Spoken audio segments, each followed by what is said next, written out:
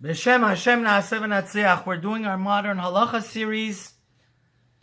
This year is dedicated to L'Refuah Shlema of my father, Shlomo Chaim ben David. And of course, I thought that this week, since the Torah, Terumah, Tetzaveh, Vayakel, Pelkudeh, and everything between, the Torah is talking about the Jews giving donations to build the Holy Tabernacle. I figured it would be such a beautiful, appropriate time to talk about the mitzvah of charity. How much we have to give? 10%, 20%. Can we give more than 20%? Are there instances where we have to give more than 20%? And that's what we want to talk about today. I just have to say, I'm so proud. This year was really prepared 20 years ago. I wrote about this topic when I was in the Yeshiva Ner Israel. And in the Sefer Or Laner on Masechet Ketubot. So let's delve right into it. It's very clear that the Talmud in Ketubot, the Bavli, page 50, Daf Nun, Amud Aleph, it says, Amar Rabbi Loi, Usha itkinu shamebazbez al yebazbez yoter michomesh. That you should not, the rabbis got together in the city of Usha, and they made a decree that you should not give more than 20% to charity. Now, the Hafetz Haim comes to compare and contrast this with what is written in the Gemara, in the Mishnah Pe'ah. The first time in the Talmud that it talks about the laws of charity and being a giver and being kind to other people, helpful, is in the beginning of Pe'ah. And we read it every day in our prayers. It says, Elu devarim she'en laim shiur. There are certain commandments which there's no limit, which means the more the merrier.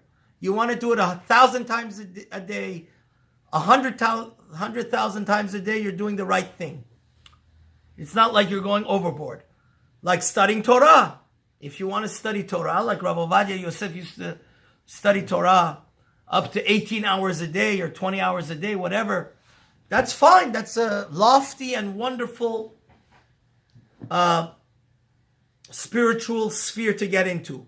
And it also mentions there Gimilut Chasadim, loving kindness, being helpful, kind and helpful to people has no limit. So if you want to visit 1,000 different sick people every day and take care of them, all the power to you. You're doing the right thing. You're not going overboard. And the Rambam here talks about something fascinating, that let's not consider it a contradiction.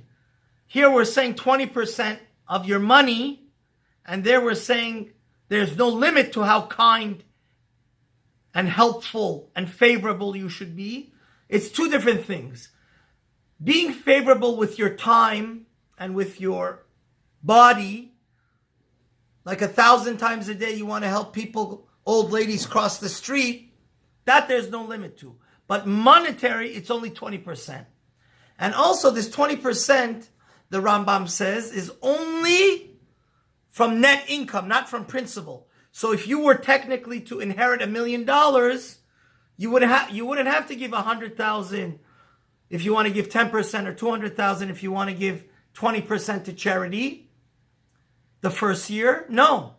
Once you start using the money and making income from it, that's when you would have to start giving the 10 or 20% that you would want to give to charity under the laws of donation and Sedaka. Not from the principal. The Rambam also says something else which is very important, that it's no sin to give more than 20%. He holds the decree was only good advice. This is your tax bracket. The Rambam holds if you, out of the goodness of your heart, you want to be above and beyond a kosher Jew, you want to be pious, you could give more than 20%. And also he says something else. He says if the poor people are literally begging in front of you and they're like in prison, then you not only is 20% mitzvah min hamuvchar. See, if you learn the Shulchan Aruch, the average Jew only has to give what? 10%. But if you want to be above and beyond and do the mitzvah in the most perfect way,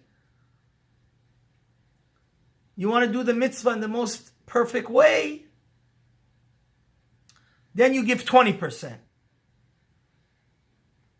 That is extra credit, kind of. But the Rambam holds that's only if you're going after the poor people. But if the poor people are in front of you, you have to give 20%. So the Hafetz Haim is very bothered by this Rambam in the Pirush HaMishnayot on his commentary in the Mishnah. He says, first of all, we see in the Bavli Ketubot, page 67, that Mar Ukva was not allowed to give more than 20%. So how could the Rambam say if you want to be pious, you could give more than 20%? And also, the Rambam says that there are circumstances that you have to give 20%, and that's mashma shenitat chomesh rak mitzvah min hamuvchar. How could the Rambam say that there's instances that you have to give 20%, where the Gemara says that 20% is the upper limit of doing the mitzvah properly? And also, the Hafetz Haim asks a third question, which is the Yerushalmi, as if you look up the Tosfot and Daf Nun over there, says that the Yerushalmi actually holds that you do have to give 20% from principle, not from profit. But the first year, the Yerushalmi would hold that you would actually be obligated to give $200,000 of your money if you inherited $1 million. So the Hafetz Haim beautifully goes in Ahavat Chesed, which is one of the greatest books that is very underrated, I think. People should read it because the Rambam says, out of all the positive commandments of the Torah, the 248 commandments of the Torah, which one do we have to be the most careful about? Is giving charity appropriately. And that's the key to bringing Mashiach. So it'd be a wonderful thing for people to study this wonderful book of the Hafetz Haim, Ahavat Chesed. He talks about Gemach, how it's wonderful for every community to have a free loan society, to help people get married and start businesses. But the Yerushalmi clearly holds be'usha nimnu sheyeh adam mafrish chomesh nechasav lemitzvah mashma shemin adin yesh chiyuv liter chomesh v'lo rak lemitzvah ba'alma. So first of all, the Hafetz Haim brings out that it seems on the surface there's a machloket between the Yerushalmi and the Bavli. The Yerushalmi seems to say that it's a mitzvah, you have to give 20%. Not that it's extra credit and doing the mitzvah in the most appropriate way. And also, and the Bavli doesn't hold that way. He holds that 10% is what you have to give. Also, the Yerushalmi seems to argue on the Bavli, the Hafetz Haim says, because the Yerushalmi is the place that says you should give 20% from principle, not from profit. The Bavli, which is usually more clearer, the reason why we paskin, our halachic tradition flows from the Bavli rather than Yerushalmi, because the Bavli is more complete and explains more. Nowhere in the Bavli we find this concept of that you have to give 20% of your donations from the principal money you inherited. So the Hafetz Haim comes out with a genius idea that says really the Bavli and Yerushalmi are not arguing, and this is how he understands it. He says there's two different scenarios. Scenario number one is you're living amongst a very wealthy community. Nobody's demanding money and donations from you. Nobody's dying of hunger. Nobody's homeless.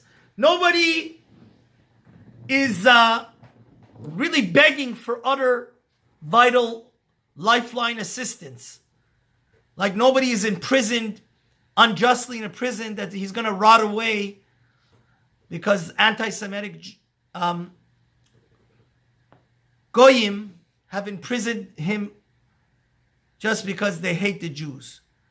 So the Hafetz Haim says, En an aniyim umdim lefanav. There's a case where you're a philanthropist, you're a good Jew,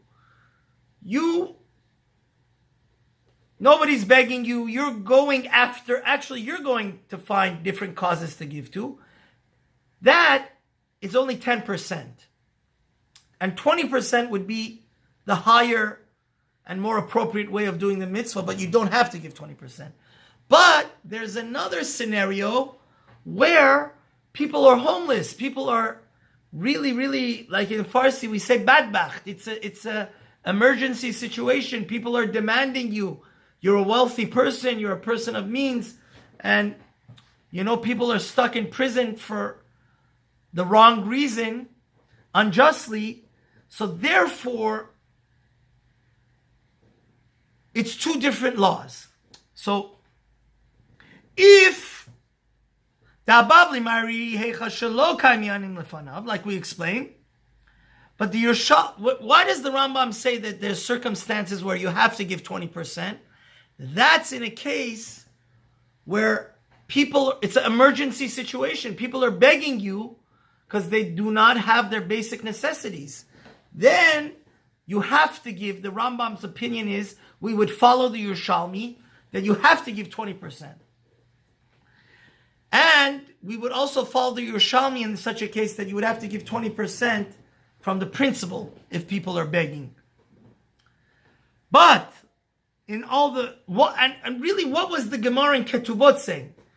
The Gemara in Ketubot says, this is a very important, I want everybody to listen very clearly here, because this is really, really the most important part of the class. When we read the Torah, the written Torah, there's nowhere that says 10%, 20% for giving charity to poor people. The Torah says, "Dei machsor asher yachzer lo." You have to fulfill the emptiness, the void of your brother. So if he doesn't have a house, buy him a house. If he doesn't have food, give him food.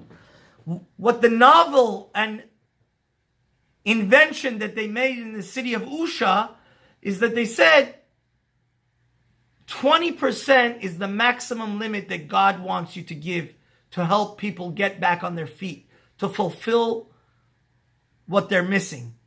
So if somebody needs to buy a house for $1 million, or somebody wants to make a $20,000 wedding, doesn't mean you have to give him all that money. The maximum is according to your net income of 20%. And with this, the Hafetz Haim says that there's a Gemara that actually backs up the Rambam. We said, how could the Rambam say you could give more than 20%? The Rambam understands that this 20% is only good advice. It's not sinful to go against the rabbis and the Torah to give more than 20%. It's actually a lofty and wonderful thing. Why? Because the Gemara in Ta'anit, page 24, says, one of the Tanaim, Rabbi Lazar Ish Barota, there was an extraordinarily righteous rabbi in the Talmud, Rabbi Elazar ben Barota. He would give all the money in his pocket to the gabbis, the community charity collectors. And when they saw him, they used to run away from him, right? Which is opposite. Usually the poor people have to run towards the rich people. Here, the charity collectors used to run away from him. So you see that Rabbi Lazar ben Barota actually did used to give more than 20%. And the Hafetz Haim explains that the reason why the Gabbais ran away from him is because they didn't want him to become poor. Again, I missed something very important here. Why did the rabbis get together and say that 20% is the maximum you should give to charity? Because if you want to give more, then you're putting yourself in jeopardy of become poor and destitute and ani yourself. So you're defeating the purpose. You're helping the other guy, but then you're causing yourself and your own family trouble. So you have to have sufficient reserves to make sure to have a rainy day fund. So the advice of the Talmud and Halacha is, you want to be charitable, your maximum obligation is 20%. Now, it's very interesting that the Hafetz Haim brings that actually this was not an invention 2,000 years ago. This law of 20% was actually Halacha Moshe Misinai. If you look in the Gilyon Hashas, Rabbi Kiva Eger brings that down, that they had forgotten the Halacha, and through divine providence, they were reminded of what God had taught Moses 3,000 years ago, that the maximum obligation to put a Jew back on his feet individually is 20%. More than that, the next guy needs to give, and the next guy, and the next guy as a community will bring him up to above that. Now, something else to also understand, the Hafetz Haim brings, is that the Rambam clearly states that it's forbidden to give all your money to charity. If you look in the Rambam, in the end of chapter 8, I apologize. Halacha Yud Gimel, it says, Asu sha'adam ha'oseh ken over al dat ha'katuv mishum dichtiv mikol asher lo v'chol asher lo. Ve'en zeh chasidut al ashtut. So, obviously, charity and helpfulness and kindness starts at home. If you want to go ahead at the end of your life and give all of your money to charity, this is not the appropriate thing to do. Even though the Rambam holds that you could give more than 20%, unfortunately, if you want to give everything away, you're going to be making your heirs, your children and grandchildren that are going to inherit you, they're going to feel very sour about you, that they didn't get any inheritance. And also, the Torah says, give from your money. Doesn't say give all your money. So, a person has to take the golden rule in life. Which means don't be fanatical and extreme on any occasion. You want to be charitable, give 20%. You want to give a little bit more, that's fine. But do not give everything away. That is going against the Torah. Now, the Rambam, just to finish up what the Rambam holds, because the Gra holds this way, the Rambam is clearly holding that if people are begging you, they're in front of you and begging you to give, you have to give. 10% is not enough, you have to give 20%. Because you have to go to Dai Machsora, and the Gra holds this way. And actually, the Bach, one of the other great Ashkenazi poskim, which is a commentary on the Tur next to the Bet Yosef, also holds if you're wealthy, then it would be appropriate to do Dai Machsoro, to fulfill the need of the poor person.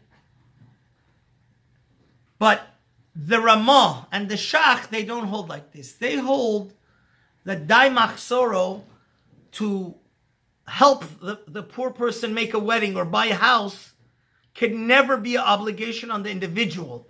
It's always an obligation. It's only an obligation on the community. So therefore, according to the Ramah and the Shach, there would never be an instance where you would have to give 20% or more.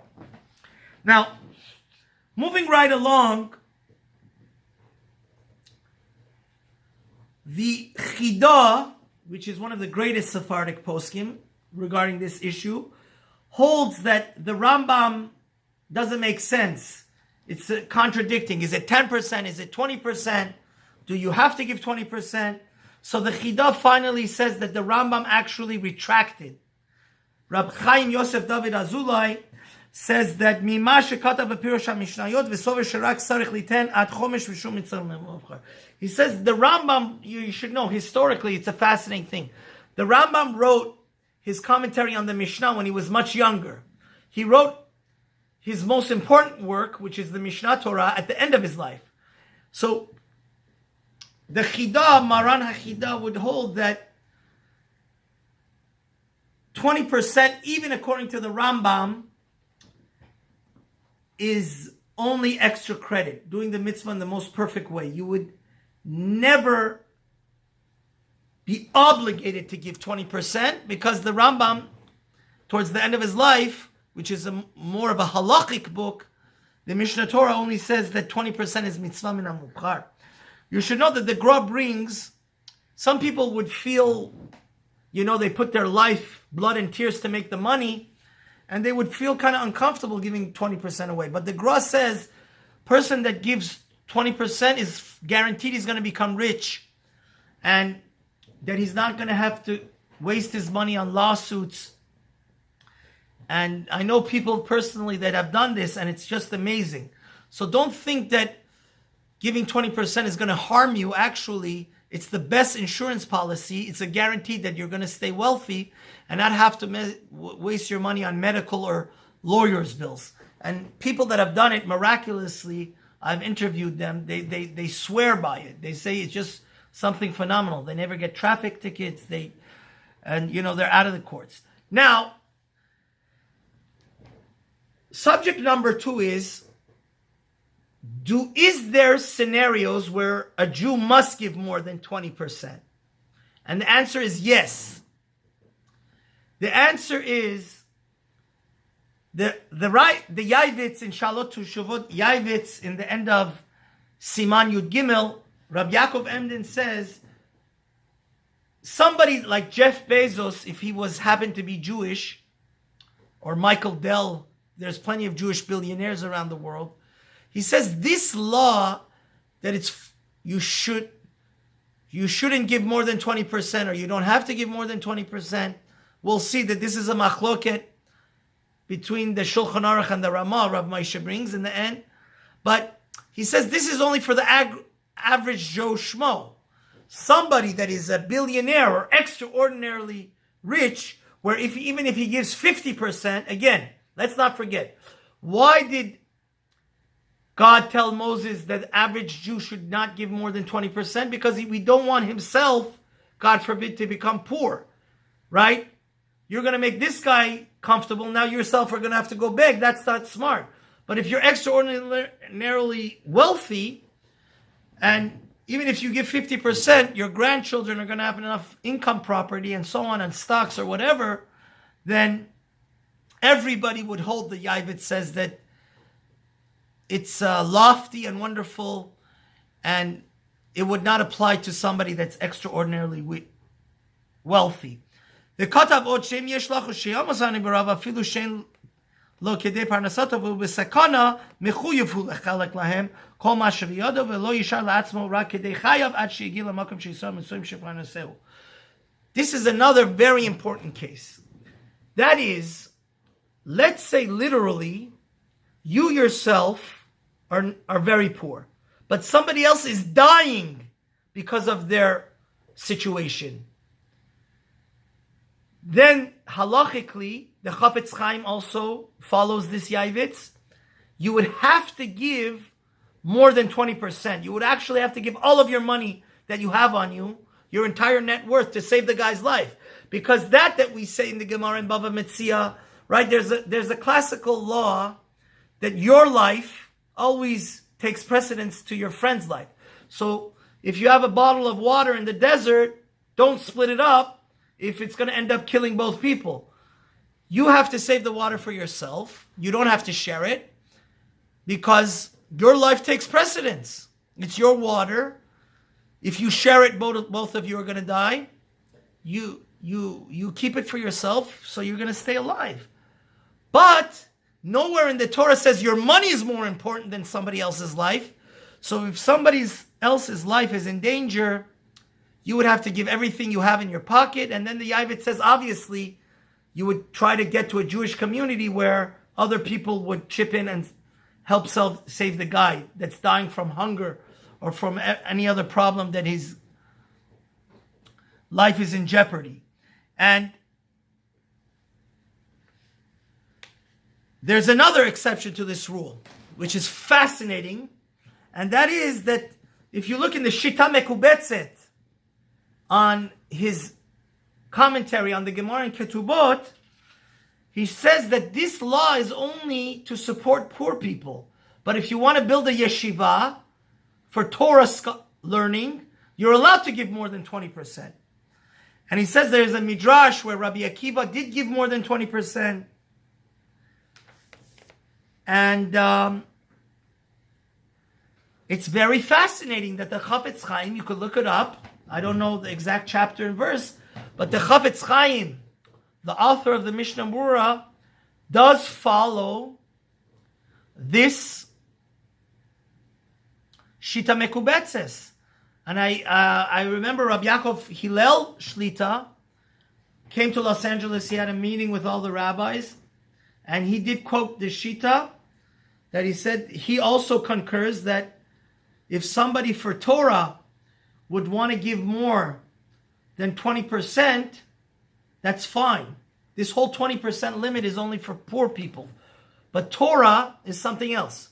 So how could... I was bothered when I wrote this essay many years ago, what's the difference? And I think the answer is this. We see halachically that if a community does not have a Jewish school to teach the children to become bar mitzvah and become knowledgeable Jews, we even sell the Sefer Torah. The most prized possession, we sell the Torah in two instances. Either to, if a small community, a small shtetl, has no resources and a couple wants to get married, it's better to sell the Torah, not have a Torah in the community, for two people to get married, or to build a Jewish school and hire teachers to teach the children. Why? Because without Jewish education, there's no future. The Torah is our oxygen and our life breath. So I guess that the learning of Torah is so quintessentially, I think this is such a beautiful thing that we learn from this halacha, because it's not just conceptual, it's halacha lema'aseh. It's practical, that the most monumental mitzvah which continues the Jewish nation is the study of Torah. So therefore, you can give 50% of your assets or net income.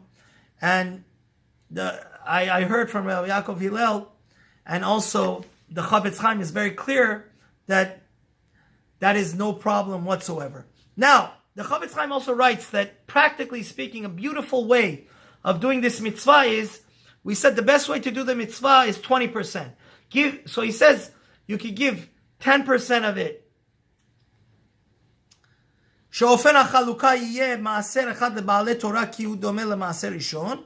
says give 10% of it to Torah scholars and Torah study, like we just mentioned, and then give 10% of it to poor people.